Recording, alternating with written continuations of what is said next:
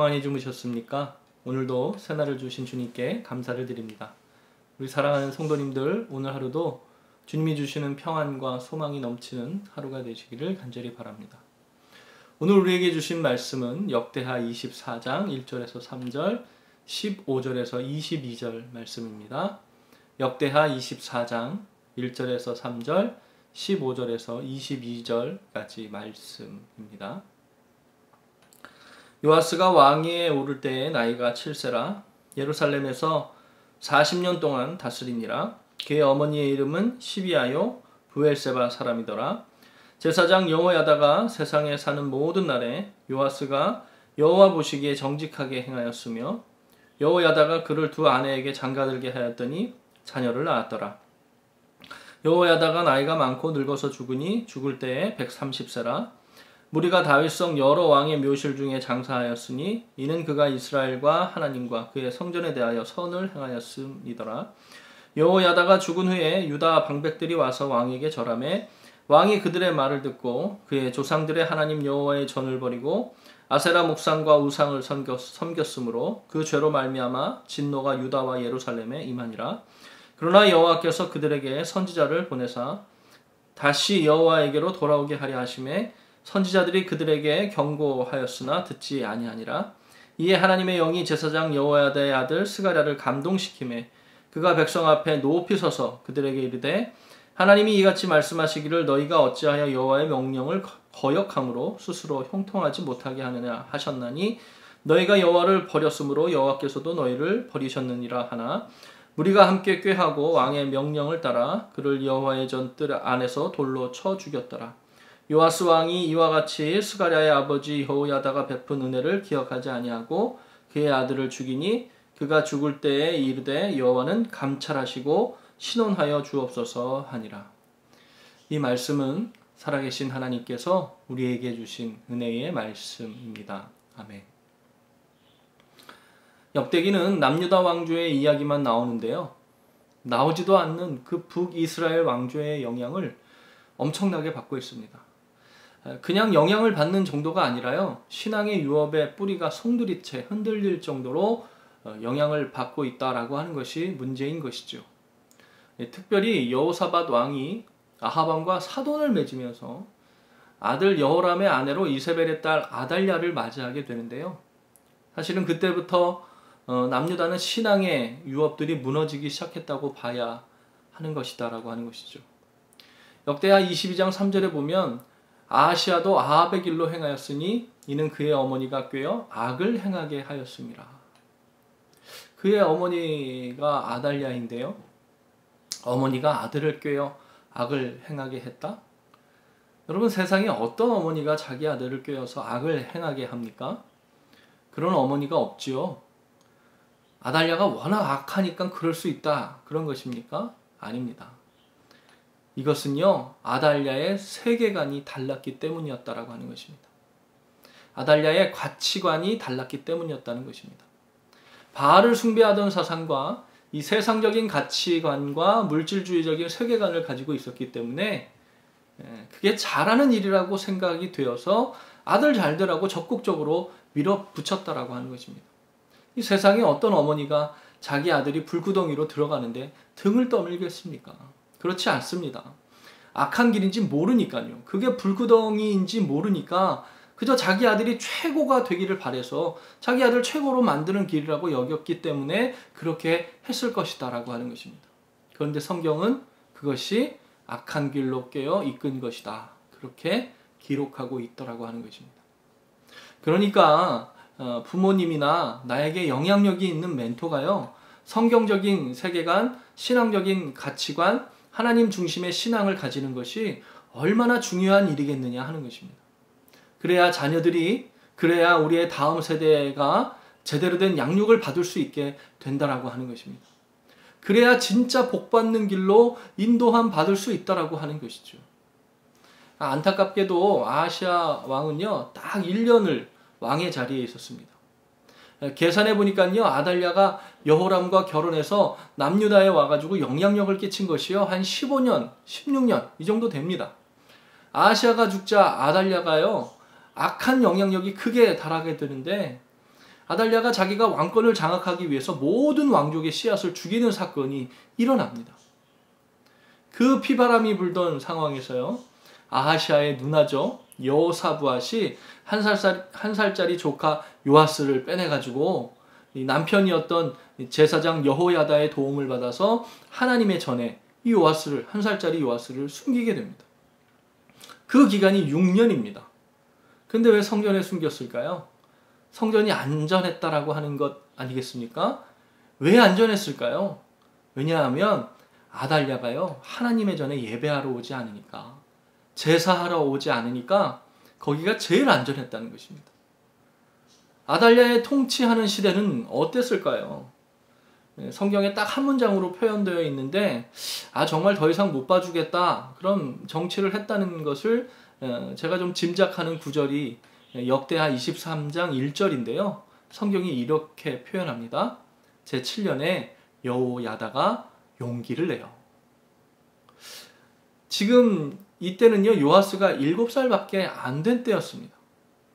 그러니까 조금 더 기다릴 수도 있었는데 더 이상 뒤로 미룰 수가 없었다는 것 아니겠습니까?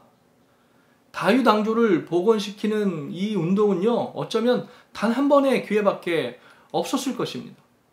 만약에 실패한다면 자신은 물론이고 7살밖에 안 된 요아스가 그때 무슨 힘이 있었겠습니까? 그냥 그대로 죽임을 당할 수밖에 없는 그런 상황이었습니다. 그러면 다윗 왕조 혈통이 끊어지게 되는 그런 상황이었다라고 하는 것입니다. 그런데도 용기를 냈다. 그것은요, 더 이상 두고 볼 수가 없을 만큼 아주 극악한 상황이지 않았을까 하는 생각이 들더라고 하는 것입니다. 목숨을 걸고 사활을 걸고 다윗 왕조를 다시 세우는 혁명을 감행했고, 결국에는 그 혁명이 성공하게 됩니다. 그리고 7살짜리 요아스를 왕위에 앉히는데 성공하게 되는 것입니다. 제가 왜 지난 장들을 다시 언급하고 있냐 하면요, 요아스가 얼마나 어렵게 왕위를 계승했는지 다시 바라볼 필요가 있기 때문에 그런 것입니다. 이렇게 어렵게 세워진 요아스가 여호야다가 살아있을 때는요, 신앙 중심으로 나라를 잘 다스립니다. 그런데 여호야다가 130살이 되어서 죽게 되죠. 백성들이, 방백들이 찾아와서 이 왕을 꾀게 됩니다. 요아스가요, 그 모습이 변해버리더라고 하는 것입니다. 요아스가 어떻게 왕이 되었습니까? 정말 그렇게 어렵게 왕이 되었기 때문에 그러면 안 되는 것이죠. 그것이 너무너무 안타깝게 묵상되는 말씀이 오늘 본문이더라고 하는 것입니다. 이전에 보면요, 분명하게 기록하고 있는데요, 제사장 여호야다가 세상에 사는 모든 날에 요아스가 여호와 보시기에 정직하게 행하였다, 이렇게 기록하고 있습니다. 성경적인 세계관, 신앙적인 가치관, 하나님 중심의 신앙을 가진 훌륭한 멘토가 옆에 있었을 때는요, 요아스는 하나님 보시기에 정직하게 행하는 왕이었다라고 하는 것입니다. 이것이 얼마나 큰 축복입니까? 그렇게 성전에서 7살까지 숨어 지내는 동안 요아스는 아마 성전이 어떻게 망가지고 파괴되었는지를 똑똑히 목도했을 것입니다. 역대하 24장 7절에 아달랴의 아들들이 하나님의 전을 파괴하고 또 여호와의 전의 모든 성물들을 바알들을 위해서 사용했다, 이렇게 기록하고 있습니다. 성전이 왜 망가졌고 누가 성전을 그렇게 망가뜨리고 파괴했고 어떻게 성전이 그렇게 된 이유였는지를 어린 나이였지만 분명하게 바라보며 자랐다라고 하는 것입니다. 그렇게 보고 자랐으니 요아스의 종교개혁은 당연히 성전을 보수하는 것으로 시작하게 되는 것입니다. 왕이 명령을 내립니다. 성전을 보수하라고 제사장들과 레위 사람들에게 지시를 내리죠. 그런데 진척이 없는 것입니다. 그러니까 요아스가 직접 나서서 조사를 하고 문제를 해결해 나가는 모습, 아주 적극적인 모습을 보입니다. 이 재정적인 문제가 있었는데요, 성전세를 거두어서 이 재정적인 문제를 해결하려고 했는데 이게 성전세가 잘 거두어지지 않는 그런 문제가 있었다는 것입니다. 그러니까 요아스가요, 성전 문 밖에 헌금궤를 두게 합니다. 그러니까 많은 사람들이 그것을 좋게 여겼다, 그렇게 이야기하고 있고, 그래서 성전세가 많이 거두어졌다라고 하는 것입니다.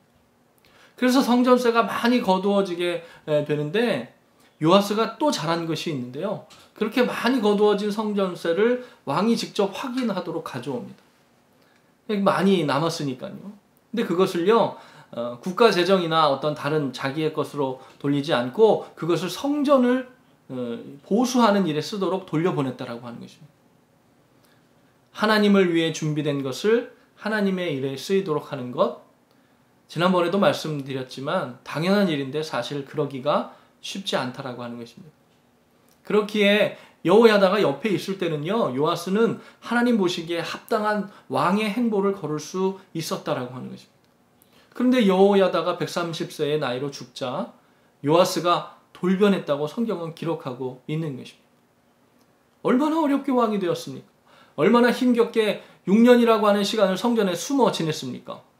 왕위에 즉위하는 과정도 어려웠고요. 왕으로 즉위했어도 사실 어린 나이에 여호야다의 섭정으로 왕위를 이어가고 있는 그런 왕이었다라고 하는 것입니다.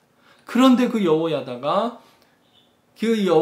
영향력에서 벗어나자마자 방백들이 찾아와가지고 왕이시여, 왕이 위대합니다, 이렇게 추대해 주니까 18절에 보면요, 여호와의 전을 버리고 아세라 목상과 우상을 섬겼다, 이렇게 기록하고 있다라고 하는 것입니다.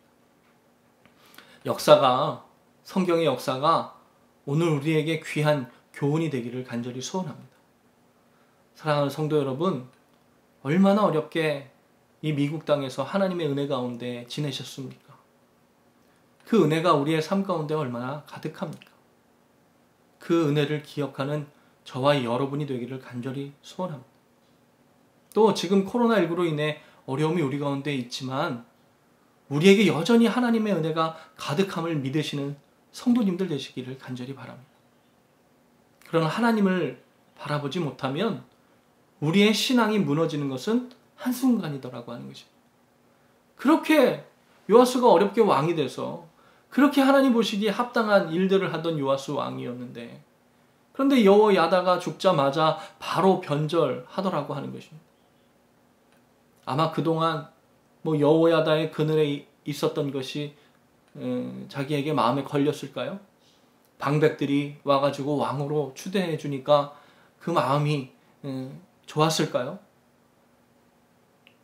그래서 악한 길에 쉽게 빠진 것은 아닌가, 그런 생각이 들지요. 하지만 하나님은요, 항상 우리에게 돌아올 기회를 주시지 않습니까?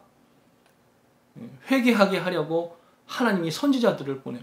그 말도 안 들으니까 여호야다의 아들 스가랴 선지자를 보냈는데 그 돌이킴의 기회를 저버리고 그 자기의 은인의 아들을 죽이는 일까지 요아스 왕이 하더라고 하는 것입니다.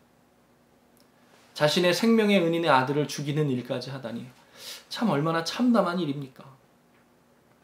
결국에는 하나님이 외면하는 자리까지 나아가는데 막을 수가 없더라고 하는 것입니다. 이 역사를 기록한 이 저자가요, 이 모습을 보면서 얼마나 안타깝게 여겼겠느냐 하는 것입니다. 22절 스가랴가 죽으면서 오늘 본문 마지막에 외친 그 말이 되뇌어집니다. 여호와는 감찰하시고 신원하여 주옵소서. 여호와는 감찰하시고 신원하여 주옵소서. 하나님이 보시고 하나님이 갚아주십시오, 이렇게 외친 것이죠. 요아스 왕의 역사가 오늘 우리에게 하나님의 은혜를 돌아보게 하는 귀한 교훈이 되기를 간절히 소원합니다. 그렇게 어렵게 왕이 되어서 왕들의 묘실에 장사하긴 했지만 왕들의 묘실에 장사되지 않았다고 25절에 기록하고 있는데요. 사랑하는 성도 여러분, 오늘 여기 있는 우리가 그동안의 어려움들을 이기고 살아온 것이 우리 힘만으로 된 것입니까? 내가 잘해서 지금까지 잘 지내온 것입니까? 하나님의 은혜가 우리의 삶 가운데 확연한 흔적으로 남아있지 않습니까? 오늘 말씀을 통해서 그 흔적들을 다시 돌아보시고 다시 되새기고 오늘 우리가 살아갈 힘을 하나님을 바라보는 것에서 얻으시는 귀한 하루가 되시기를 간절히 축원합니다. 느헤미야가 고백한 것처럼 여호와를 기뻐하는 것이 우리의 힘이다. 여호와를 기뻐하는 것이 우리의 힘이다. 할렐루야. 이 고백을 하시는 하루가 되시기를 간절히 바랍니다. 성경적 세계관, 신앙적인 가치관, 하나님 중심의 신앙, 그것이 우리에게 가장 큰 힘입니다. 그것이 우리에게 강력한 능력이 되고요, 세상의 진을 파하는 강력이 됨을 돌아볼 수 있는 그런 기도의 시간이 되시기를 다시 한번 주님의 이름으로 축원을 드립니다. 기도하시겠습니다.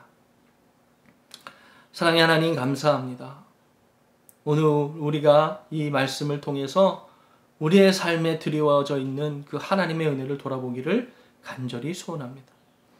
하나님 우리의 삶을 도와주셨고 인도하여 주셨고 이 먼 타국의 땅에서도 하나님의 은혜 가운데 살아가게 하셨습니다. 하나님 그 은혜를 기억하는 하루가 되게 하시고 여호와 하나님을 기뻐하는 것이 우리에게 힘이 되고 능력이 되고 강력한 세상의 진을 파는 그런 영적인 힘이 될 수 있도록 축복하여 주시옵소서. 우리 사랑하는 성도님들의 가정과 기업 가운데 여전히 오늘도 하나님의 은혜가 가득하게 임하게 하여 주셔서 이 어려운 시기를 이겨나감에 부족함이 없게 하여 주시옵고 기도하고 나감에 그의 심령에 하나님이 주시는 평강과 기쁨이 가득한 소망이 가득한 시간이 오늘 하루가 될 수 있도록 인도하여 주시옵소서. 이 모든 말씀 존귀하신 우리 구주 예수 그리스도 이름으로 간절히 기도하옵나이다. 아멘. 할렐루야. 오늘 하루도 하나님을 기뻐하는 것이 힘이 되시는 우리 성도님들 되시기를 간절히 바랍니다. 오늘 저녁 수요 예배에도 함께 참여하셔서 말씀이 주는 힘과 능력을 얻는 시간이 되시기를 간절히 바랍니다. 말씀을 전하시는 박진성 전도사님 위해서도 기도해 주시기를 바랍니다. 이 시간 함께 묵상하며 기도하시겠습니다.